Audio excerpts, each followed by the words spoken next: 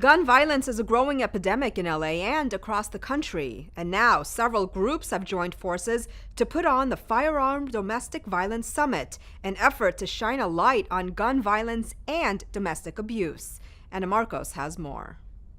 According to the experts, 1 of every 4 women will be the victims of domestic abuse. And in fact, 1 in 7 men will also be abused. The Firearm Domestic Violence Summit was put on by several groups, including Women Against Gun Violence. It explored some hardcore issues around domestic abuse, including police officers' attitudes and societies. Intimate partner violence is part of larger patterns of violence against marginalized groups. Violence against women, people of color, LGBT people, and others, and that the police can sometimes perpetuate that violence. Participants say more education is needed for the public and police to better protect families in domestic abuse cases.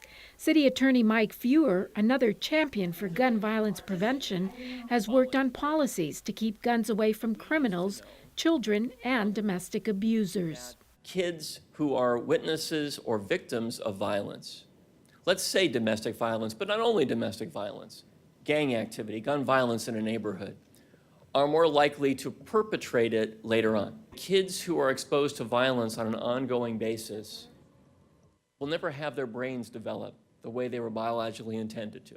This panel included survivors of domestic abuse, like Marlise Naneri. She says she endured 41 years of it.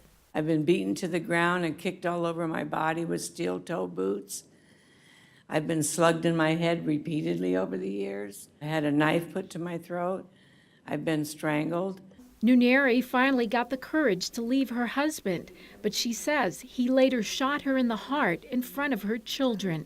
She luckily survived, but advocates say women in domestic violence situations in which there's a gun in the house are 5 times more likely to get killed. They want stronger policies to make sure fewer women ever have to face that kind of gun violence or any violence in the home.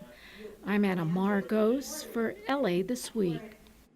The group Women Against Gun Violence works to fight gun violence through legislation and by working with police and the media.